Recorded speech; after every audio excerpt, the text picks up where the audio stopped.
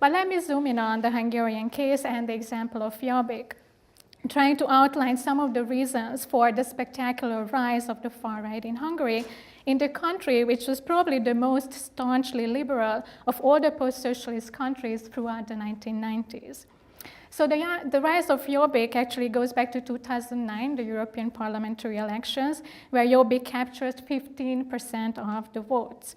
At this time, Jobbik had no seats in the Hungarian parliament, though it was registered as a political party since 2003. The result also shows that the European parliamentary elections are often taken as a barometer for what to expect in the upcoming national elections, for a good reason. And accordingly, a year later, in 2010, Jobbik received 17% of the votes in the Hungarian general election. And as I mentioned earlier, in the 2014 Hungarian general elections, the party's share of the vote rose to 21%. So what we are seeing here is that in a matter of 5 years, Jobbik went from a party that had no representation in the Hungarian parliament to becoming the third largest party, indicating a seismic shift in the Hungarian political landscape. I think one of the key reasons behind this shift can be traced back to a growing crisis of political legitimacy in Hungary and the rest of Eastern Europe that began to crystallize around the turn of the millennium. And this crisis feeds on a popular re-evaluation of the post-socialist transition as inherently flawed, reflecting merely a political compromise between the pre-1989 democratic opposition and the ex-communist elite.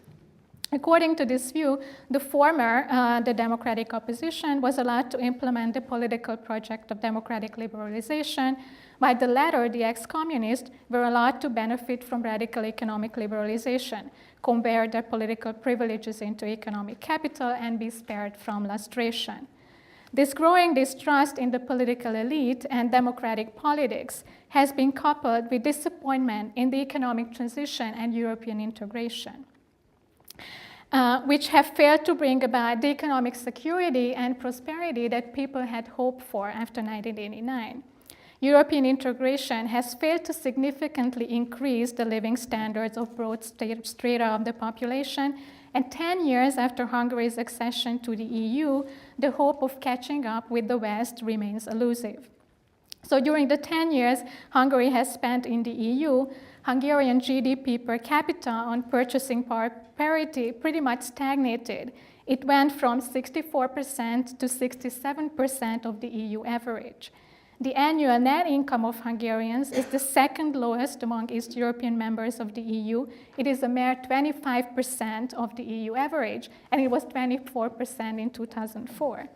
Meanwhile, income inequality, unemployment, and poverty levels have both risen since 2004, the year in which Hungary joined the EU. Poverty now affects around 32% of the population.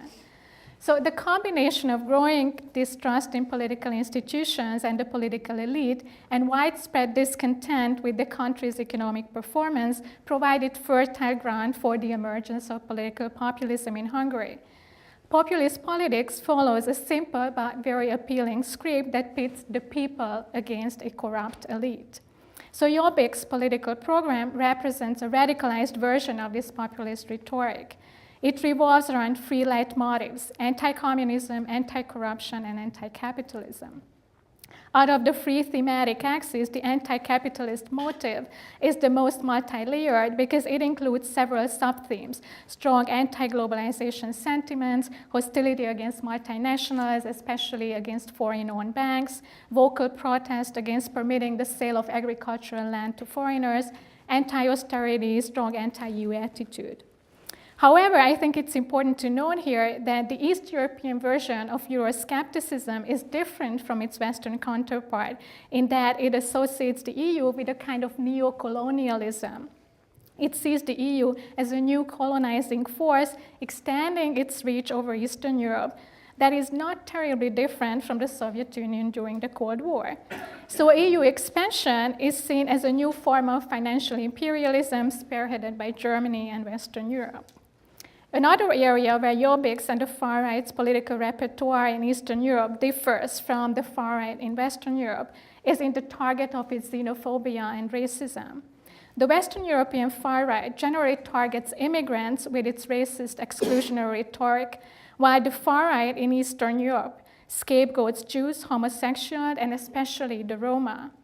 Most importantly, Jobbik has managed to invent and diffuse the idea of gypsy crime and gypsy criminality, which blames the Roma minority for the deterioration of public safety. So framing the increasing social and economic marginalization of the Roma minority as a public safety issue has helped to create a vilified stereotype of the undeserving poor that has not really existed in Hungary before. It has thereby also identified a social group onto which the diffuse social and economic grievances of large segments of the population can be projected.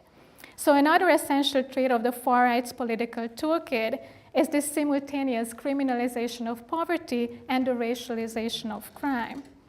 At the same time, the far right also increasingly promotes a narrow ethnic understanding of what it means to be Hungarian, reviving and reinventing themes of mythic nationalism, while devaluing a civic definition of social membership.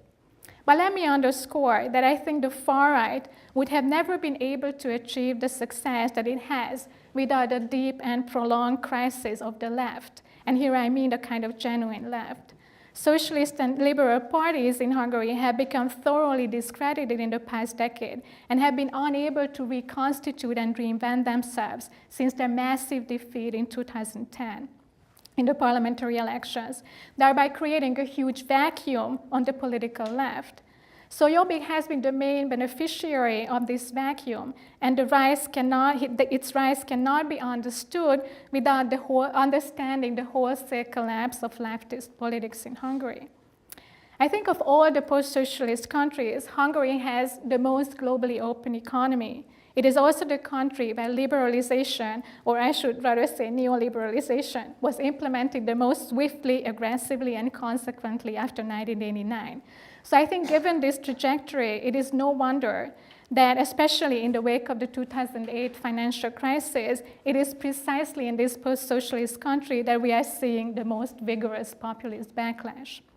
So finally, the far right may not be as strong as an organized political force in other East European countries as it is in Hungary, but I would argue that many of the sentiments, the anti-Roma feelings, growing distrust of political elites and institutions, disappointment with EU integration that feeds Jobbik popularity are actually also prevalent in other countries across the region.